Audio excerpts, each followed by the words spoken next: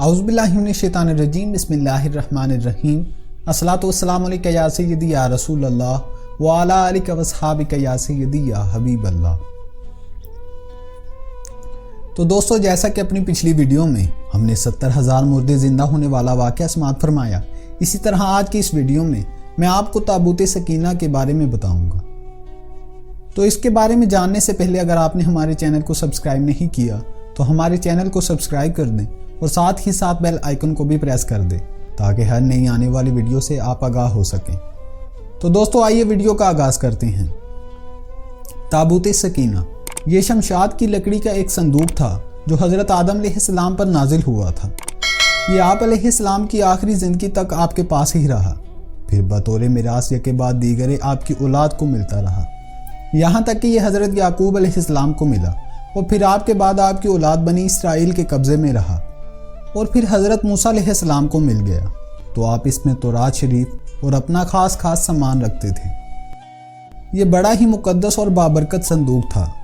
بنی اسرائیل جب کفار سے جہاد کرتے تھے اور کفار کے لشکروں کی کثرت اور ان کی شوکت دیکھ کر سہم جاتے اور ان کے سینوں میں دل دھڑکنے لگتے تو وہ اس صندوق کو اپنے آگے رکھ لیتے تھے۔ تو اس صندوق سے ایسی رحمتوں اور برکتوں کا ظہور ہوتا تھا کہ مجاہدین کے دلوں میں سکون اور اطمینان کا سامان پیدا ہو جاتا تھا اور مجاہدین کے سینوں میں لرزے ہوئے دل پتھر کی چٹانوں سے بھی زیادہ مضبوط ہو جاتے تھے۔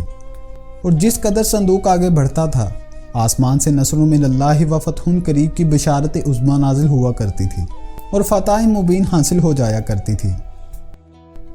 بنی اسرائیل میں جب کوئی اختلاف پیدا ہوتا تھا تو لوگ اس صندوق سے فیصلہ کراتے تھے۔ صندوق سے فیصلے کی آواز اور فتح کی بشارت سنی جاتی تھی۔ بنی اسرائیل اس صندوق کو اپنے آگے رکھ کر اور اس کو وسیلہ بنا کر دعائیں مانگتے تھے تو ان کی دعائیں مقبول ہوتی تھیں اور بلاؤں کی مصیبتیں اور وباؤں کی آفتیں ٹل جایا کرتی تھیں۔ الغرض یہ صندوق بنی اسرائیل کے لیے تابوت سکینہ، برکت و رحمتوں کا خزینہ اور نصرت خداوندی کے نزول کا نہایت مقدس اور بہترین ذریعہ تھا۔ مگر جب بنی اسرائیل طرح طرح کے گناہوں میں ملوث ہو گئے اور ان لوگوں پر معاصی و طغیان اور سرکشی و عصیان کا دورہ دور ہو گیا تو ان کی بدعمالیوں کی نحوست سے ان پر خداوند قدوس کا یہ غضب نازل ہو گیا کہ قوم عمالقہ کے کفار نے ایک لشکر جرار کے ساتھ ان لوگوں پر حملہ کر دیا اور ان کافروں نے بنی اسرائیل کا قتل عام کر کے ان کی بستیوں کو تاخت و تارج کر ڈالا، عمارتوں کو توڑ پھوڑ کر سارے شہر کو تہس نہس کر ڈالا اور اس متبرک صندوق کو بھی اٹھا کر لے گئے اور اس مقدس تبرک کو نجاسیوں کے کوڑے خانے میں پھینک دیا۔ لیکن اس بے ادبی کا قوم عمالقہ پر یہ وبال بڑھا کہ یہ لوگ طرح طرح کی بیماریوں اور بلاؤں کے ہجوم میں جھنجھوڑ دیے گئے۔ چنانچہ قوم عمالقہ کے 5 شہر بالکل برباد اور ویران ہو گئے، یہاں تک کہ ان کافروں کو یقین ہو گیا کہ یہ صندوق رحمت کی بے ادبی کا عذاب ہم پر پڑ گیا ہے۔ تو ان کافروں کی آنکھیں کھل گئی۔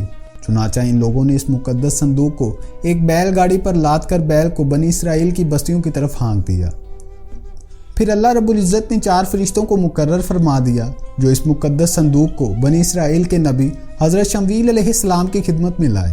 اس طرح پھر بنی اسرائیل کی کھوئی ہوئی شان نعمت دوبارہ ان کو حاصل ہو گئی اور یہ صندوق ٹھیک اس وقت حضرت شمویل علیہ السلام کے پاس پہنچا جبکہ حضرت شمویل علیہ السلام نے طالوت کو بادشاہ بنا دیا تھا اور بنی اسرائیل طالوت کی بادشاہی تسلیم کرنے پر تیار نہیں تھے اور یہی شرط ٹھہری تھی کہ مقدس صندوق آ جائے تو ہم طالوت کی بادشاہی تسلیم کر لیں گے۔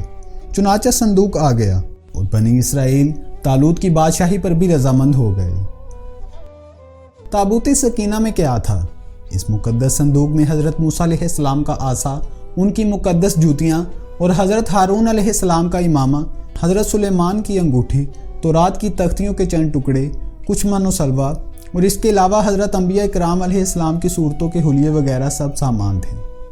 قرآن مجید میں خداوند قدوس نے سورۃ بقرہ میں اس مقدس صندوق کا تذکرہ فرماتے ہوئے ارشاد فرمایا ہے، اور ان سے ان کے نبی نے فرمایا اس کی بادشاہی کی نشانی یہ ہے کہ آئے تمہارے پاس تابوت جس میں تمہارے رب کی طرف سے دلوں کا چین ہے اور کچھ بچی ہوئی چیزیں ہیں معزز موسیٰ اور معزز ہارون کی ترکہ کی، اٹھاتے لائیں گے اسے فرشتے، بے شک اس میں بڑی نشانی ہے تمہارے لیے اگر تم ایمان رکھتے ہو۔